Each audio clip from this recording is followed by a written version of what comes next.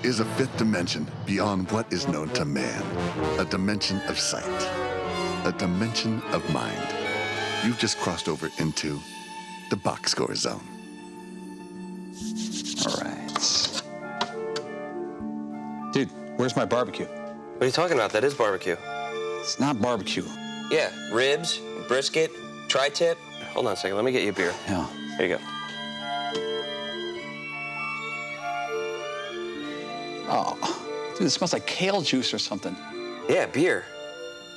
Mr. Paul Pabst, producer, Minas Tanat, lover of grilled meats, finds himself in a far-flung dimension where the term low and slow refers only to the growing of root vegetables.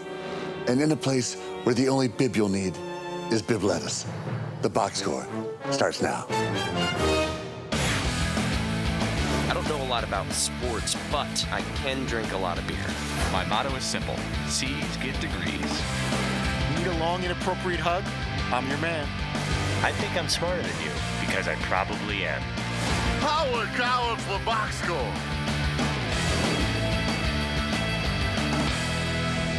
Hello and welcome to the Box Score. I'm Brock in Los Angeles, joined by the Danets in Milford, Connecticut. You guys had a big-time guest in the man cave today. Tony Dungy dropped by with his son Justin. Paulie, are there any preparations you need to make having an 8-year-old in the man cave? Maybe some objectionable materials that need to be hidden?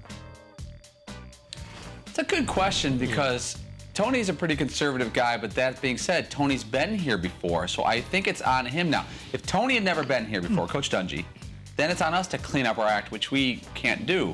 Now, if you look at that wall right over there, the wall of morale, which we all know very well, it's not exactly kid-friendly, but it might help him become a man a lot earlier when he sees, hey, this is what it's really all about.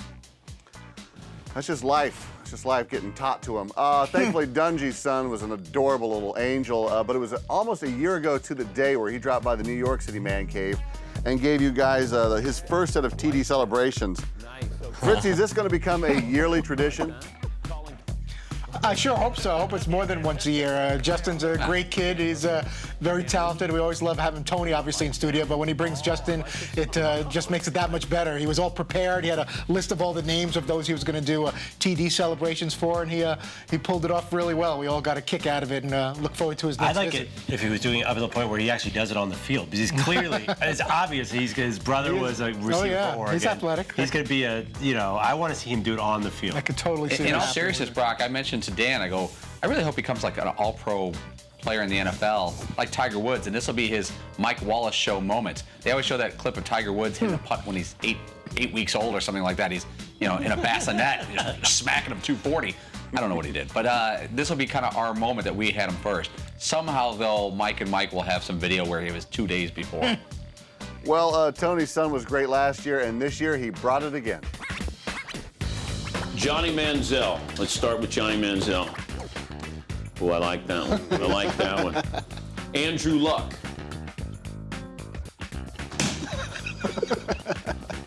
Rob Gronkowski. Like it. Nice. Nice. Odell Beckham Jr. Ooh, this is a new one.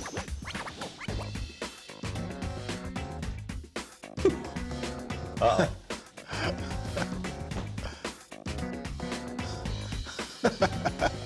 I like that one. Ooh, Cam Newton, yeah. Right there. Walk right to the camera, just like Cam would. Yeah. Yeah. That's awesome, man. I love that he just isn't scared. The funny thing was he wouldn't talk to any of us beforehand. He's totally nervous, shy, didn't say one word to any of the Danettes, but somehow you put a camera in his face and tell him to do these things, and that's what kids are all about. They can do certain things like this, and the other thing they're like, F it, let's go. He didn't actually say F it, though. Which of the celebrations was your favorite? Fritzy, start us off. I got to go Victor Cruz. I thought they were all well done. Cam Newton I liked a lot too at the end. Can't there take with all the of them, Superman. Fritzy. It's one each. If I have to pick one, I'm going to go with the little Victor Cruz salsa dance. I got a kick out of that. I like the Stephen Ridley, where he breaks through a door or something and steps into it. We had to special request that one. It's been a while since Stephen Ridley got in the end zone, but he nailed it. I like the Cam Newton one. I think he pretty much nailed it in New York, and it was fun to see him add to that here today. I unfortunately cannot remember any ones past the three that they chose. That's right. Well, While these celebrations were a highlight of the day, the low light came in the middle of the third hour. McLovin, what were you talking about? Some celebrity hangout as I was walking over here? McLovin. McLovin, is there something wrong there in the back row? Yeah, my mic died over here. Oh, okay. Man, that's a good thing normally. A very well-known NFL coach might have shared some insight on his game plan. I don't know. Ask Paulie. Paulie, is your microphone dead? What is going on in here? I'll tell you who it was. Did we pay the electrical bill this week? Holy moly, is that awful? Yeah, all of a sudden you're like, hey, where's everybody? And then you're trying to turn on the microphones and it doesn't work, and you're like, all right, well, this is awesome. I have no idea what's going on right now. So, yeah, hairy situation. It definitely brought me back to the early days of being in the attic and wondering what the hell was going on. And Dan was not just making a joke there. He actually said, do not pay the electric bill, which did happen. Has happened. It wasn't just a throwaway joke. We actually have forgot to pay our electric bill once for the studio. Seton, how much easier is it to fix a problem now in the man cave as compared to Dan's attic? Well, you know what? Actually, I'm going to go the other way. It was a hell of a lot easier to fix them in the attic than it is here. And attic was just simple stuff. It was like this wire goes here and that's it. And now there's 1,000 times more stuff here in this studio, and it's way more complicated, way more technical, and there's way more people involved. plus when you run back to the back to get to the guts of this, which you know how to work, you have to trip over all the guys who are napping and surfing the web. Yeah, the BRGs are just sort of like, an obstacle. Is there something wrong? Oh, sorry. Well, Seton, maybe you need a new assistant. Maybe you can go through McLovin's employment agency. You know, with all the success of Against the Grain, the budget has expanded, and I've been able to hire an assistant. Really? Yeah, someone to free me up so I can do more intellectual football studying. Let me bring him out. Nice. Anthony, come on out. Anthony. What do you got? Perloff, thank you for this opportunity. Oh, yeah, no, I understand. I understand you've been trying to get back in the game. And, yeah, no, this is very helpful. Great work. Why don't you go in the back and relax? Go back to your station back there, and I'll call you when I need you. Thank you. I'm going to do a good job. Yeah, no, I know you are. Don't be nervous. It's all right, buddy. It was so great. Honestly, I felt like I needed an assistant. It was nice that he happened to be a Super Bowl winning coach. Sure. You know what I think sold that whole thing, and this was Paulie's line? He said, call him Anthony. And that was like the big difference. And my initial reaction is like, am I sure that's his real first name? Because you didn't want to get burned there. That made the whole thing. Yeah, the fact that you could refer to as Anthony. Anthony, can you come out of the back, please, Anthony? Thank you. He's such a nice guy. When So I pitched the bit to him, I thought, this seems like it could be disrespectful, but if he's on it, everyone's good. And I go, Coach, is your real first name Anthony? He goes, oh yeah, Anthony, and he gave me his middle name as well. I'm like, okay. And I'm sitting there going, I don't know what he's going to do, because he even said, he goes, I'll just take it from here. And he did a lot of stuff on his own, so it was fun. I love that fact that Dan didn't know it was coming as well. Wait, Paulie, did you ask him if his first name was Anthony after you asked me to say the line? Yes, I actually produced the bit first and then tried to, I was going to fact check later. I tell you something, being totally honest, he would have said my real name is Tony, like Tony Dungy on his birth certificate. I would say, Coach, can you pretend your name is Anthony for the bit? And I think as a showman, Coach would have gone with that. Yeah. Anything to help the team. McLovin, how much would an Anthony get paid for a position like that? I think it's an unpaid internship, actually. I think that's what the budget called for. I don't think Coach is in it for the money. He's really in it for the glory of being part of the Against the Grain team. And any other potential interns who are watching now, you can email me, DP at Dan Patrick Show with your resume. No photos. You mail those to Fritzy. I love what you said. Just relax in the back. Don't be nervous. You'll do great. And I'll call you when I need you. The guy, for his first day of work, he sure didn't dress to impress. First day of work, shows up in a hoodie. Yeah. Anthony, you got some things to learn here, pal. Yeah, it's not a frat house. Actually, you fit right in. That's man cave appropriate. Coming up, Todd had one hell of a dinner over the weekend. We'll let him tell you about it next.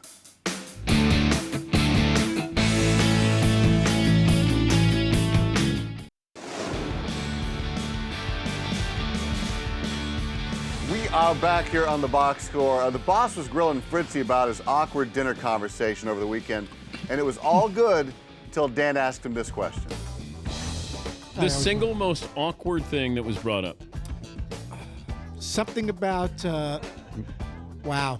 That that my wife was hot, but there was another girl that he really liked, and it started like going into that area where I would go about not threesomes and things like that, but we were starting to flirt with that. They own a jacuzzi that I've been in a while back, and it sounded like that he might have had plans for after dinner. Did you think that he was inviting you and your wife over? I really did.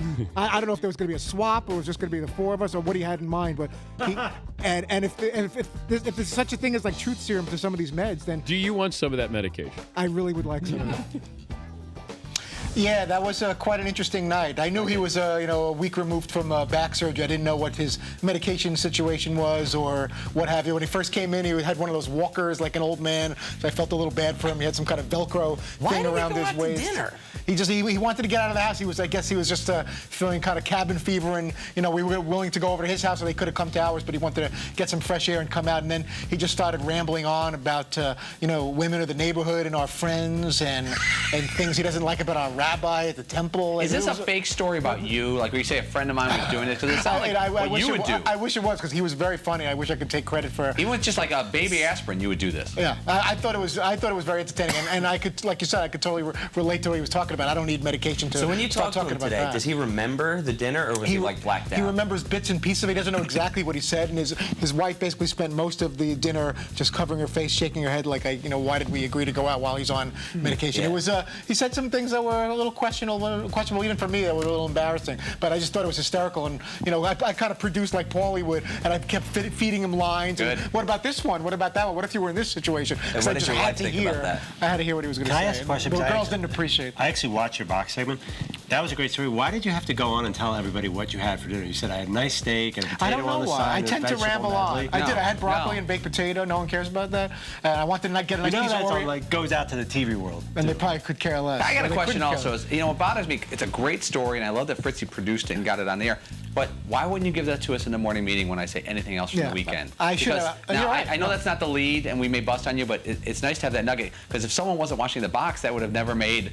Yeah. It would never blown up into the regular segment. I think I was, which I need to do better at probably, at least today. I was focusing more on like what other sports stories did we leave out, or what other guests should we be talking about, because we had an opening in the third hour, and I was probably obsessed with that a little bit, and it didn't even dawn on me to share the. I'm thinking we maybe have a new move here, because sometimes you can't waste Dan's time with that kind of story in the morning meeting. There's not a lot of time to work with. I think we should set up another Danette. If we think we have something that is a backup story. Let's say you told McLovin, I have an awkward story about dinner, and just like, so when Dan does that, anything else? Like, see, if you said you saw two neighbors get into a brawl and you were there and you didn't know what to do, you could feed me that story, and I'm being serious here. And then when Dan says anything else, I'm like, well, Seaton's got a story from the weekend. And if the other Danette deems it worthy, he tees you up and puts you in that direction. I think that could be a good thing. We kind of did it today. McLovin and I were talking about the thing with Belichick, and I go, well, I don't feel a spot for you. He goes, well, maybe I'll initiate. I like that too. And it frees up Paulie a little bit, because as we all know, we kid Dan about it and we tease Paulie about it too. But that happens a number of times throughout the course of the show. Dan, whether it's a crutch or just something out of habit, he'll say, what else we got or what am I leaving out? He'll say, and Paulie magically, I don't know how he does it. He always has something. And that wife swap story would have been top of my list. That medicated Applebee's dinner would have been top on my list. So the least we can do is help Paulie out and have something standing by one of us once in a while, so he doesn't have to come up with something on the fly every time. Dan Thank God it's Monday, not TGI Friday. McLovin, if you and your wife were invited on a double date, would you go out with Fritzy and the missus? Oh, God. Probably not at 100 million. Not at 100 what? million years. We'd have so much fun. It'd be great. Because it's expensive to get a babysitter, so you really want to go out with somebody who you don't spend 75 hours a week with. So no offense, Todd, I love you, but I get enough of them you hear. Fair enough. And you live hours away. I think I could speak for the front row, knowing this is a purely hypothetical question. Fritzy ever invited our families out to dinner? But you know what? We've actually had discussions about like, oh yeah, like we should go to dinner sometime, or like we should go do whatever, and I don't know that we've ever. Yeah, you guys are close neighbors. What's the deal? We're not close neighbors. We're a half hour away from each other. Oh, really? Okay. But it's doable, and if you lived next door to him, where you're physically house to house, maybe even like one of those townhouses where they share a wall. Seed would probably pull up some kind of extra curtains and get some like metal sheets. Do you think he would invite you to dinner once in the past 7 years. You're about to really hurt my we would feelings. have had like barbecues in the backyard. But or in something, like where you right? guys went out though, met out at the bar. Yeah, I don't know. If we were like right near each other, Yeah, well, I'm not that antisocial. I know I blow you guys off regularly on Thursday nights. Fritz, you don't talk to Yeah, us no. when we're right here. Like I'm 7 feet from we're you. literally Is it that bad? And the only reason you haven't had breakfast with us in 7 years, and now you're starting to have it, but it took 7 years. It takes a while, and then in another 7 years, we'll engage in some We'll conversation. be out in New No, York. we will and not. Never go to dinner. Other than that. Getting pretty tense here in the box score. Stick around. We'll work it all out as we battle for the Mock Headline Championship belt.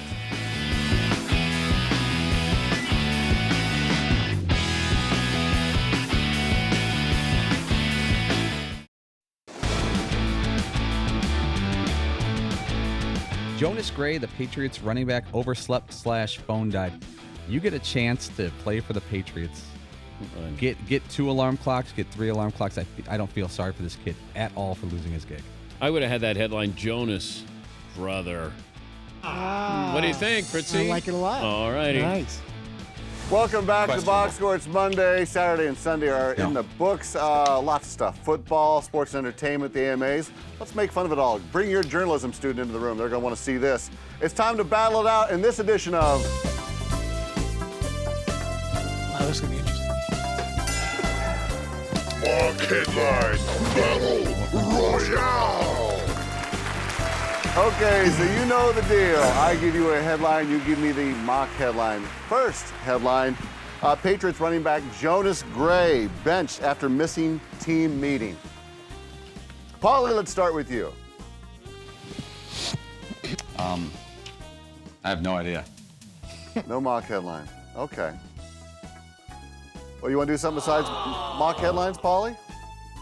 Well, we're not really ready for those today. I mean, we thought as a group, let's do something Thanksgiving related. Thanksgiving's coming up just days away. Maybe the Danettes could do best Thanksgiving related headlines and really take advantage of the season. Like, tradition on this show. What do you think? Oh, all right. What the heck? I'm going to go first. First Thanksgiving related mock headline. Basically, it's just the thing that Fritzy does every year where he uses a player's name and adds in a Thanksgiving reference. Turkey Sean Johnson. Turkey Sean Johnson. Boom. McLovin, you got one?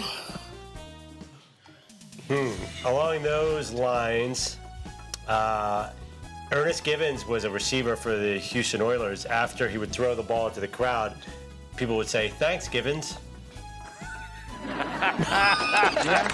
Yeah. Oh, Seton, you got one? I came up with a Thanksgiving-related name. Yes, I did, and it's Turkey Trot Nixon. Well, okay. Fritzy, it's up to you to top those. You can do those on Wednesday's show. Wow. How about that? We'll move that out a little bit. You got your all workout? the Danettes have more. I'm gonna have to work on it. For now, I just have Darryl Cranberry and Matt Turkey, the punter. That's not bad. Brock, we have more if we can go a couple more Oh, rounds. But yeah, just to be please. clear, if we say continue. If we say them now, Fritzy cannot use them later in the week. Is that correct? That's perfect. That's perfect. Okay, let's go round 2. I'll start off. He used to coach Oklahoma and the Cowboys. Cranberry Switzer. Nice. Wow, I'm gonna jump right in with Paul Pilgrim. Paul Pilgrim, who is an Olympic athlete back from like turn of the century, 1904. Digging deep. Paul Pilgrim. How about this one? Green Bay Packers wide receiver Randall Cobble. Yeah. Like corn on the cob. Yeah. No, like gobble. Cobble. All right. You might want to take that applause back. Final round, Brock. It's always on my table, and I never eat it. Yam Newton. Yam Newton, well done. Yam Thanks. Newton. There happens to be a fella who plays 2 sports for Miami Hurricanes. His name is Corn Elder. Real name, Corn Elder. These are McLovin? real names. Brock, bear with me on this one. This one comes in the form of a question. I will ask it, and you have to answer it. Where is Hito Turkoglu from? I don't know. Turkey. Oh, of course. Greece. What do you think? Greece is the Thanks for word. that guy for that producer. And wasn't there HR Puffin Stuffing? Remember that cartoon character? Has nothing to do with sports at all. Has nothing to do with sports. But I like HR. More magic like that on Wednesday from Fritzy. Yeah, Sid and Marty Krofft. All right, how that was about fun, huh, guys? Shante Hey, Carver? Fritzy, is this how you imagine? You know how you always Shante Carver, present nice. this segment? He Is was this a how you scrub in imagine the it NFL. going? We sit No. around and say the names. I was kind of hoping it would be a little more. So this is the gold we've missed all This these is years. what we've been missing out. We could have done this for Halloween. It could have been more collaborative. Be unemployed right now. More All energy. right, great. All right, well, Fritzy, you think you can outdo any of these? Probably not. I'm usually better for Arbor Day and Halloween and Tree Rollins. and Christmas time. Yeah, with Cliff Branch and Tree Rollins. Exactly. Ryan Leaf. There's a lot of those. But yeah, I'll see what I can come up with. With turkey, that's Well, we can have some fun with that. turkey name's gonna be a little tough. Sean Stuffing Combs, you could do rap. Stuffing Combs. Oh, man. Can't use any of these. You got to I like top Ian- them, I like or it Ian will be Newton the as the leader of the flinch clubhouse. ball All for you, right. my friend. All right. Stick around. When we come back, we will reveal who got the point on the Danet Football Night in America Challenge. Hashtag.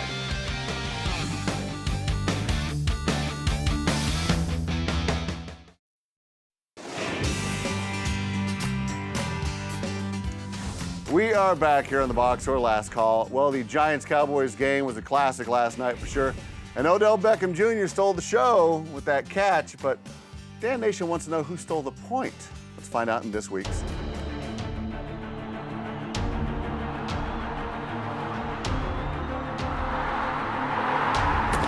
The Danet Football Night in America Challenge. Oh, we gave you another two-parter this past weekend. It was who had the most catches? Was it Odell Beckham or Dez Bryant? And also an extra point for closest to the hole.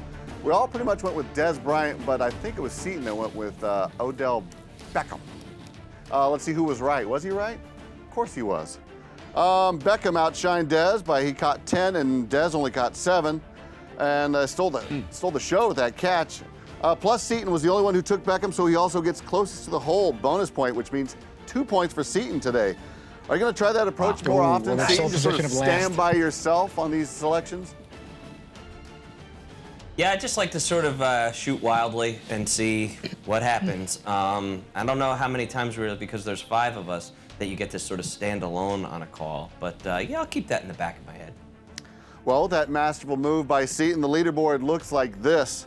McLovin and Pauly are still tied at the top with 6 points, while Seton moves into a tie for second alongside yours truly with 4. Fritzy, all by yourself with 2 points. It's your turn to make a move. I mean, can you do it next week?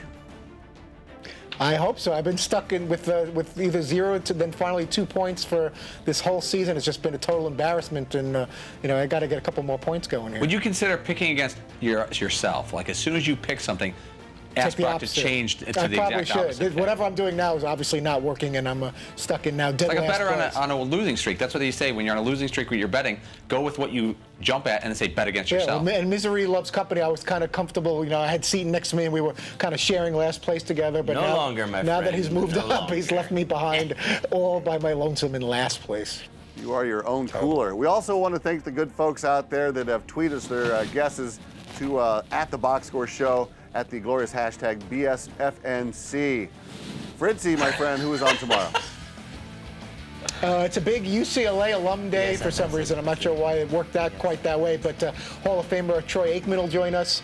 Rick Neuheisel will join us. He's got a new song to play, so he'll have his guitar in hand to perform for us, former UCLA coach, and former UCLA Bruin Reggie Miller, the Hall of Famer NBA on TNT, all part of the Tuesday Seems edition. slanted.